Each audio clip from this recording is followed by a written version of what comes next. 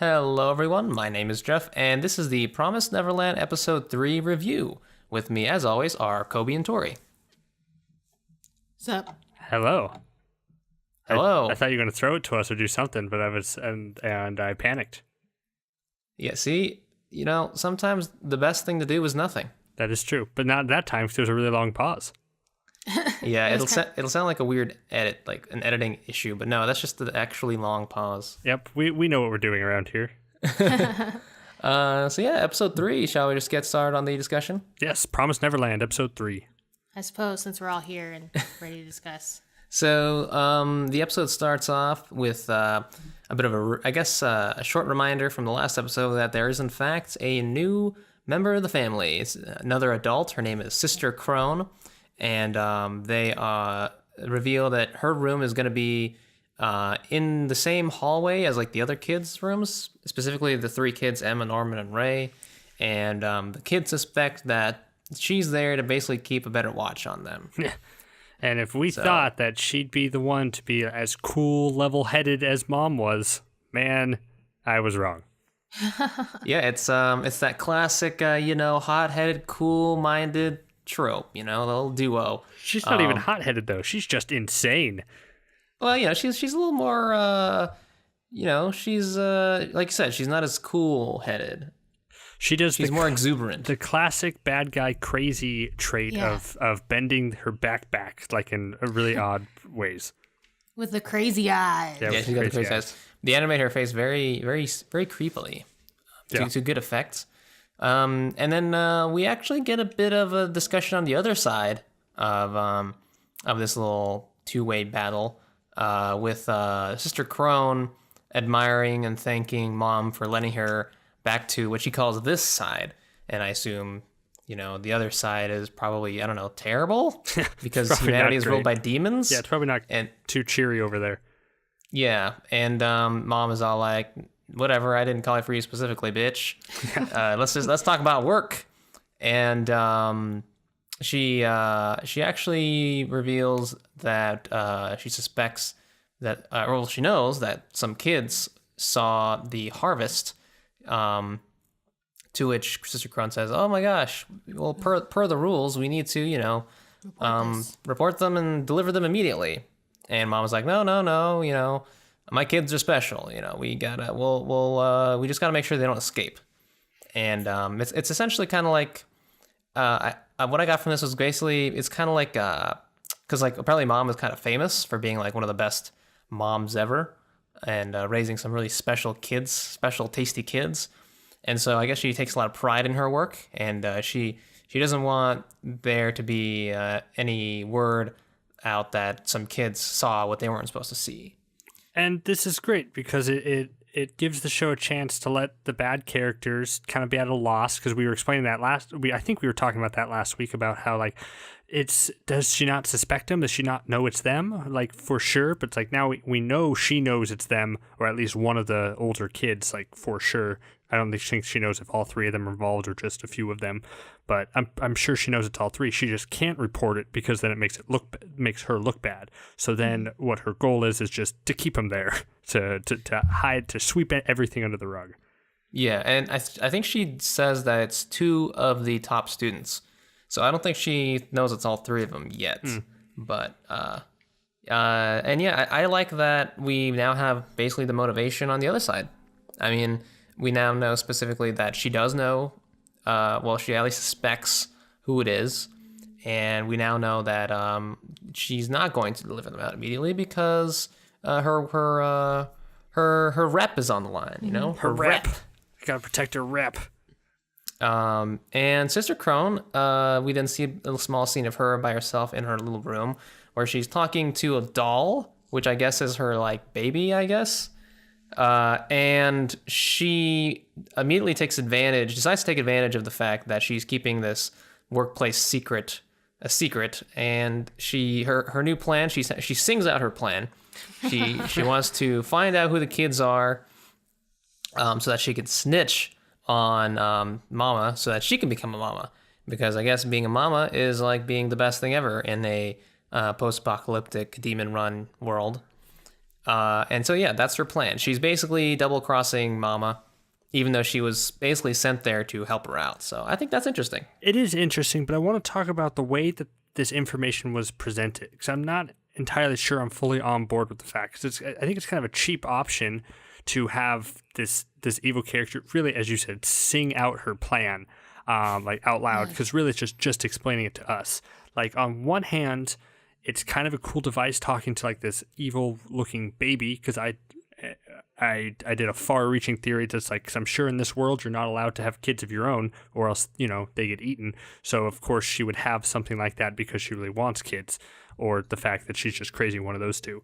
But I don't know if I would have liked more of like a subtle approach to what her plan was. Like, she's getting there, and the way that she goes about it, that we realize what she's doing to Mom instead of her just admitting it out loud. But I get it for like a time crunch purpose, that it's just like it's easier to get it out there to keep the story moving. I don't know. I'm hoping one of you guys could sway me either way, whether this was good or bad. I think for time reasons, I think it's okay. But I do prefer things to come out naturally and things to be settled. Even if she just hinted at something, like not necessarily say out loud her entire plan. And by the way, she was screaming it and singing it off the top of her lungs. Must and be there's a view soundproof rooms. I hope so. Well, the point of her being in the room around the kids is so she could hear, or I'm assuming hear them if they move around the house. So I also think it's the opposite way, that they can hear her. And there's even a shot of her talking, and it's from the viewpoint of like the stairs or like the back of the room, and it looks like someone's listening in on it. So I don't know if that's also a key thing, that someone knows that that's her plan as well. Because there's a similar shot later on that I would think hints that someone else was listening into a different conversation. So I think that's my take on it. That's just fun on the show. I think that part of the one that after like someone's always listening, like, oh, somebody listening here, it creates dread and tension, even though it seems like someone definitely was listening. Mm-hmm. Yeah, I mean, I think it's I guess it would have been a cooler reveal, but I kind of see Sister Krone as sort of a comic relief character in a way. I mean, she's like I said, definitely the most outgoing of the whole cast. It seems like she's like very loud and gregarious, so that kind of energy we haven't seen in the show yet. And of course, she's polar opposite to Mama, so you know, her just saying out her plan, I guess, is just part of her character. And it also goes hand in hand with like kind of what we like about the show, right? Like, we like having the information, the motivations, the reasons up front, so that we can get to the real juicy and meaty part, which is the actual outcome of these conflicting interests. So I think it's fine that she just sings out her plan, and I don't think Mama is dumb enough to be fooled by her. I think, you know, she's the best mom ever for a reason. So I think, you know, if she even suspects that she's going to turn her or that Sister Krone is going to be double crossing her, you know, she's going to be on top of that. So eventually, Mama's going to do some terrible shit to her. Yeah. After she finds out. She's not long for this world. Exactly. Next, we get a scene in the library, what appears to be a library, with Norman, Ray, and Emma discussing the tracking devices. And Ray's talking about how, well, if it's like if it's based off like human technology, then it would be like some kind of really small, undetectable thing that doesn't leave much of a scar. Otherwise, we would see a big scar. And judging by what year we're in, the year 2015, if we can't feel it or anything like that, then it's probably some sort of like demon technology. This is something that I want to bring up, because he said 2015, but we're not in 2015. We're in 2045. Mm-hmm. Which is... Yeah, so that's what makes me... Because the way he said it, it did indicate past tense. So I guess all their information's from 2015, and they... Yeah, that's true. That's when probably when the world took fell. Over. Yeah. But I don't know why no one questioned it before, because these are smart kids. Why weren't they ever like, where's all the information past 2015? Like, I mean... Well, on the calendar, does it say 2045? Yeah. And the episode, I was trying to figure out the longest time what these episode dates were, or what these episode titles were, and their dates. They're like what day it is. It's like I kept thinking they were like the numbers of the kids, but no, it's like 0, 1, 13, 45. Mm-hmm. I didn't know the calendar actually said the year, but if it does, then yeah, I guess that wouldn't make any sense. I mean, maybe he's just referencing all the knowledge that he knows, like up to 2015, and Yeah, I don't know. that's what I think. I think the world, as you said, the world fell in 2015, so all the books that are in there don't go past that. So then it's just easier to say it's 2015 right now. Yeah. So yeah, they are trying to figure out how they can identify where the tracking device is so that they can probably disable it, because that's one of the biggest hindrances to their plan, is that they're basically being tracked no matter where they go.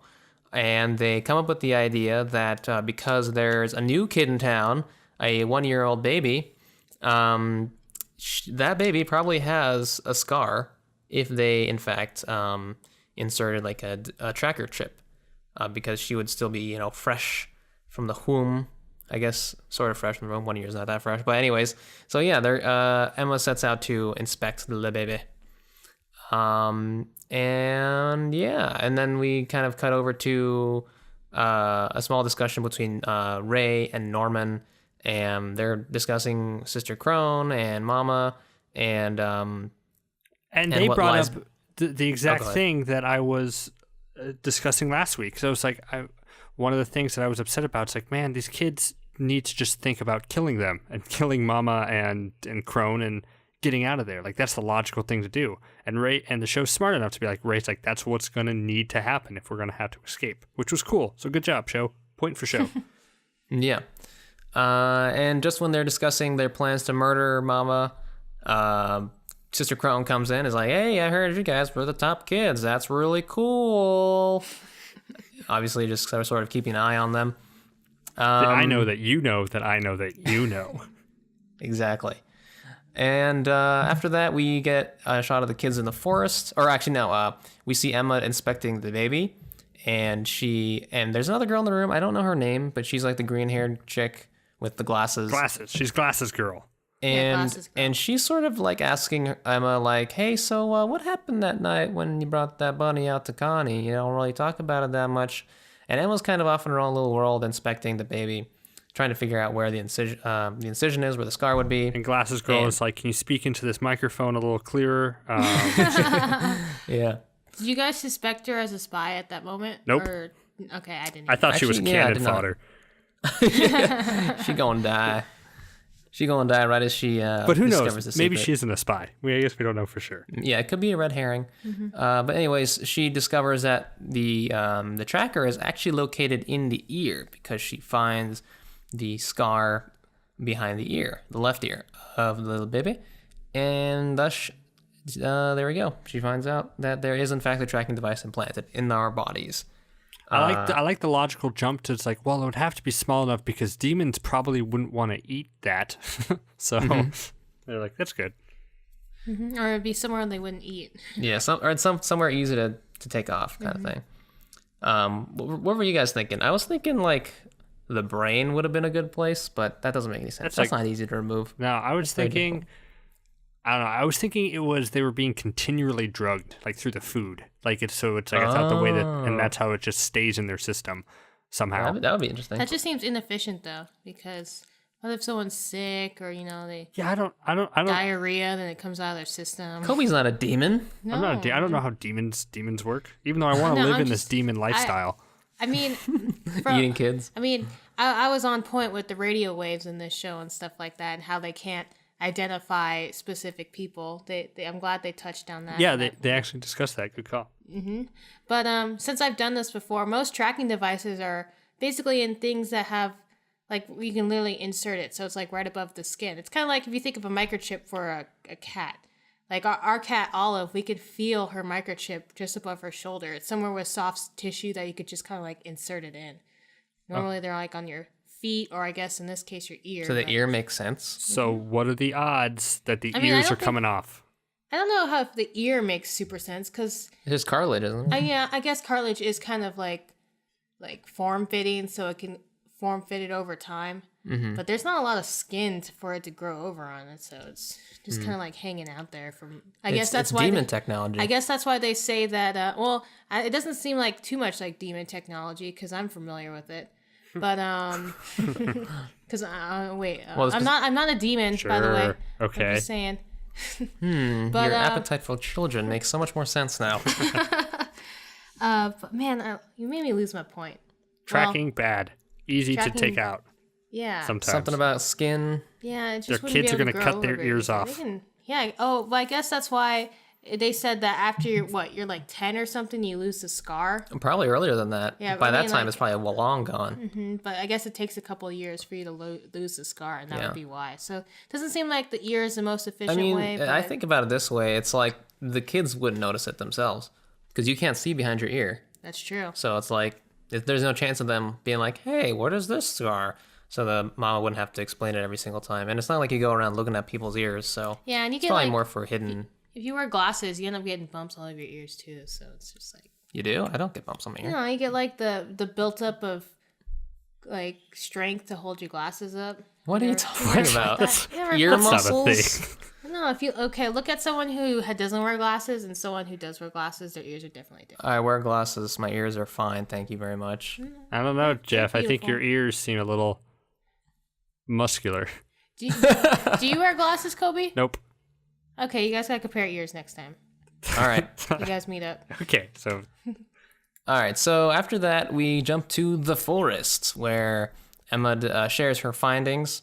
And the kids are discussing, what the best course of action would be regarding these tracking devices. And they confirm that essentially they can't exactly pinpoint who holds what tracking device. It's more of like a general location.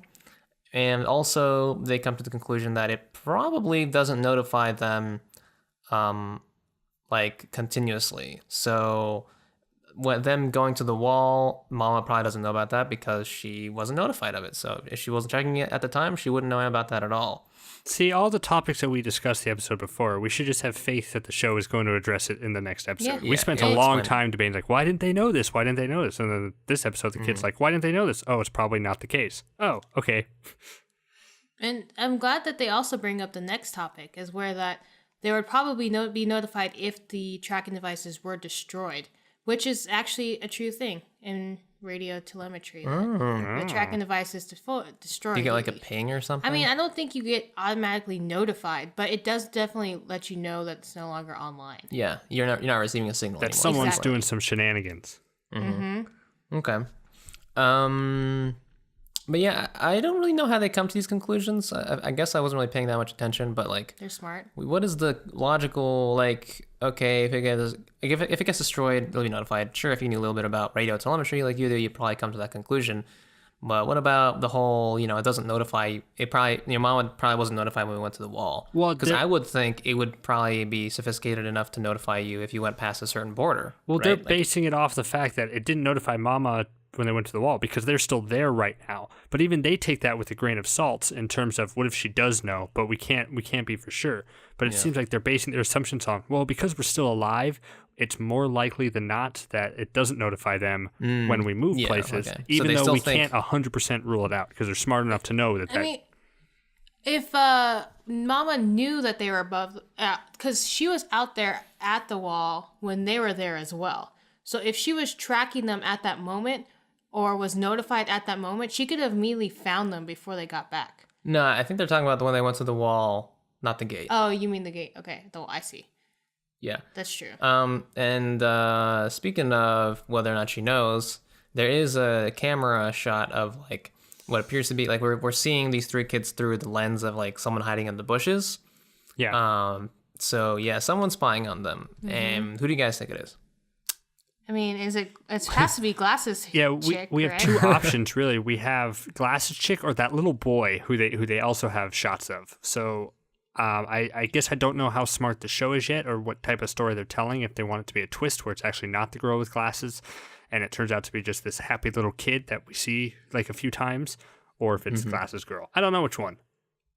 I'm just gonna go with Glasses Girl. But- Safe pick. But okay, I guess I can bring this up later. But I just don't understand how they come up with the idea that there's a traitor. Yeah, we'll get to that when it gets there because I want to discuss that too Yeah. because I'm not sure. Next up, we see them discussing like, well, like how are we gonna deal with all these kids? Most of them can't walk, and also they suck. And Emma's like, oh, I know. We're going to play tag, and I'm going to teach them how to use their bodies effectively. And Ray is going to teach them how to use their brains effectively. And then Norman is going to be the one that's going to be chasing everyone. So what follows is a montage of all the kids learning from Emma how to, like, jump around and move faster, and learning from Ray how to use their brains, like, you know, using fake footsteps or running downwind. Yeah, and not a bad plan. Yeah, not a bad plan at all. And yeah, like Norman is still able to catch up with them, but you see them remark, all the kids remark how, oh yeah, I lasted a lot longer this time. This is pretty cool. And you see them doing cool parkour shit. And then Sister Krone looks in on this and like, hey, I want to get to know you kids better. I want to play tag too. And so this time she plays it, and she goes ham on these kids. Like she goes crazy. runs. She fucking Sets it for 20 minutes and gives them that much time to hide. yeah. And so she runs after them and realizes that they're actually smarter and better at tag than she thinks. And the whole time she's got this crazed look on her face, and she's like laughing and seeing out loud her plans again. She's saying, like, I'm gonna have to go serious on you kids. And she uses a variety of methods. She tricks the kids using like baits, like leaves with things carved into them. To be I don't know fair, how that would would work on me too. Like if I saw If you just found a leaf that was like shaped Yeah, thing, I little would stand kids. there and Yeah. laugh. Yeah, we're like, whoa. yeah. Anyways, yeah. So she rounds them up with her superior adult physical ability. She's Mrs. Yeah, it's Doubtfire. totally, Yeah, she is. Robin Williams. Yeah. she's totally cheating, man. Yeah. And then she chases after Emma and corners her, essentially. And while she's cornering her, she basically kind of spills the beans all in a way. She's just like, she calls out to Emma saying, hey, if you're there for the harvest, I am on your side. And Emma's like, oh, shit. And then, you know, Sister Krone pops out of nowhere and catches her. And the last two kids to catch are, of course, Ray and Norman, who she ends up not catching. And everyone's super impressed, and she's like, these are the top two kids. And then, I actually forgot one more scene. This is actually a really important scene. I think it happens just before this tag scene, but I'll talk about it before I discuss the final scene. And it's Mama on, I guess, talking to someone through the phone, or she's got like headphones on. And it looks kind of like old timey-wimey technology. But essentially, she's talking to Grandma, I guess. Oh, yeah, Grandma. And so she must be like the super mama. And she's asking her about how, like, hey, are your kids going to be ready for the next harvest? Because we're going to be offering them to this. And I forgot the name of it. It was some weird name. Something with like a T, right? Like Yeah, it's like Tinfling or something? Typhoid? Yeah. Tafari or something like that. Yeah. Tungsten? And then it cuts to these demons sitting around the table. And they're talking about how, like, yes, he will be very pleased with this meal because his meal is nothing like our meals. You know, his meal is so fucking cool. Yeah, he gets the smart people. Yeah, he gets the big brain kids. He gets a steakhouse brain. We just get McDonald's. McDonald's. And so yeah, just another little lure for us to nibble on. You know, what's going on with the demons? Why are these kids so special? Who's he? What is a Tafari? Who's Grandma? Where can I get the demons' cloaks? Because it looked awesome and lavish. I don't really like that scene because I like keeping things a little bit of mystery, and it seems like a lot of this episode they're revealing too much. I just want to keep it. I want to keep thinking. I like us thinking, oh, what's going to happen? How are they going to do this? Instead, it seems like they're giving away a lot of. Yeah, there in this episode more than the other two, it definitely alludes more and more to the greater world at large beyond this orphanage, and I don't know, I kind of like it. Although I guess I would prefer more orphanage stuff because this is the story that matters for now. Like once they escape, we can talk about the demon stuff. But Yeah, that's what you I know, want to. whatever. Anyways, the final scene, they talk about how Sister Krone hasn't made any moves since they played tag. And then they begin suspecting that there's a spy, that maybe perhaps, you know, Mama already knows who they like, who was at the gate and what they're doing. Maybe because, you know, because someone told her the plan, and someone told her who they think it is and stuff. And yeah, that's why they suspect the spy. And I think the spy is Green Glasses Girl. Yeah, I'm gonna go with little kid just for I'm gonna let the show surprise me. But I'm gonna go with the baby. He's the spy. I guess, yeah, we don't know, but I guess it sort of makes sense. I mean, their logical assumption is that Mama hasn't made any moves. Mama has no cameras everywhere. She doesn't seem like she actually cares about watching us. So what does that mean? Oh, it means that she must already have somebody watching us besides Sister Krone. So it must be another kid. I think that was. And it even cuts to the girl with the glasses, doesn't it? Or did it cut to her 'cause earlier? Later on, it shows a scene. It ends with a scene with Emma looking at different people. And one of them is. It's only one. It's only that little boy and glasses. And glasses. Oh, okay. So I guess it's one of those two. Who could it be? Or we could see if they're trying to punk us. Why does it cut to the little boy? What did he do? They're trying to punk us. He was in it before. Like he was like you saw him kind of walking around outside, not outside the room where Mama and Sister Krone were talking, but he was like he was also the one who asked him to fix like the grandfather clock. He was the one who asked Norman to fix the grandfather clock, and then Mama showed up to Emma. Oh, a little double play there, That's huh? it. Yep, calling it. But Wait, the little boy, you're talking about the one that was friends with Connie? No, there's a littler boy.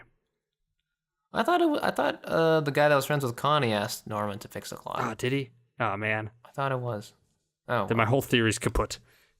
no, you're trying to fake us out. who, me? No, Coby. I guarantee somebody asked him to fix a clock, and I thought it was this little boy, not because the guy who's with Connie was like this kind of olderish dude. Yeah, Yeah, I like thought the around old their guy. age. Yeah, I thought it was him with this kind of spiky hair. Yeah. Yeah, so I think it was a little boy. Anyway, I don't get this logic, and this is probably one of the only things I don't understand because the reason why Mama's not making a move is because she doesn't want them to be captured, or she doesn't want them to escape, but she doesn't want them to be punished because one, her reputation's on the line. Two, she wants to get these like top merchandise out to their clients. They don't want to compromise anything. So I don't see Mama really having a reason why she should keep like following them around. I mean, as long as Sister Krone is kind of like keeping an eye on them, make sure they don't escape. I don't see any reason why she should do any more investigating. So I don't see the reason why. And then the other thing is, why would they have a kid undercover? Like, is that a new thing? Is that a now thing? I bet they'll explain it. Probably there's a deal in place, maybe. Like, hey, work for us, and you too can be Mama one day. that person's Maybe that's how they actually- get mamas. Yeah, because it's like grandmama, mama, and I bet Glasses girl or little boy is actually Mama's child. One of them is actually part of this family. Yeah, And it's or, a you know, family that runs. I guess the grandma wasn't a plant. I don't know. A lot of working theories. Yeah, I don't know. It's just these kids, if they're all going to be merchandise, why would you give them, or why would you want them to learn any information? You know, actually, now that I think about it, okay, so there was a short line when Mama and Sister Krone were discussing the kids. And Mama was like, here, you got just memorize, here's all the info we have on all these kids. I want you to memorize them all. And she says it should be easier than, what'd she say? Like trying to get all the answers right or something like that. Yeah. And told all the test answers right. I don't know, but something about that scene made me think that they were talking about the same tests that the kids were taking in the first episode. So maybe future mamas are plucked out from orphanages. You know what I mean? Like they see them and they kind of train them in a way. Like, hey, you know, You won't be eaten if you do this. yeah, and then you get to become the mama. Yeah, but every other kid is younger than them. I would be like, I don't get to be eaten? What? Huh? Do you think that's another thing about that scene is, do you think these mamas or these people, these humans, do you think they're actually humans at all? Because when they said memorize this, it should be easier. And the way she did it, she just like, she kept switching between the papers, like immediately after the other. Like she had like a photographic memory of some sort. Well, I don't know. I think the ones that take care of the orphanages, they're probably like, specially trained or something. Like they're like the elite humans kind of thing, because like this is some very special merchandise and it requires very intelligent and I guess athletically capable people as well. Yeah, you just can't beat 11-year-olds in tag. yeah, that's one of the job requirements. I think they're human because you could see Sister Krone's face when Mama requests her to memorize it. She kind of looks panicked. Yeah, she's all like, oh shit, Yeah, I gotta do stuff. I gotta do work. this is hella. But yeah, anything else you guys want to say about this episode? No, all in all, I liked it. It was a good stepping stone next episode, and I'm excited to see where it goes still. Yeah, pretty much sums it all up. I don't have any huge complaints besides the fact that I don't really understand them having a suspect of any of their friends or family, quote unquote, being a spy. It's just, and I don't see it yet, but maybe it'll come. Yeah, it'll come as it goes. When they introduced, I learned from the last episode about like the tracking and all the questions I had about tracking. I really just had to wait an episode until they actually talked about it, and they talked about it in a really intelligent way. So I'm sure they will resolve it hopefully they resolve it in an interesting way in episode 4. Yeah. This has been a good. I think every episode so far has been very consistent. Like it's they all build off each other really, really well, and I'm not disappointed in any of these so far. So hopefully it's just a good one-way track to the end of the series. Yeah, it's not must see, but it's solid. Like it hasn't dipped. Yeah. All right, Coby, would you like to sign us off? Yes, I would. You've been listening to this on Nerd Blaze. Like, comment, subscribe, all that fun stuff. Thanks for the comments that we've had so far. Feel free to leave your own. We love talking to everybody. And yeah, we'll be back next week with episode 4. Thank you all very much. See ya. Bye.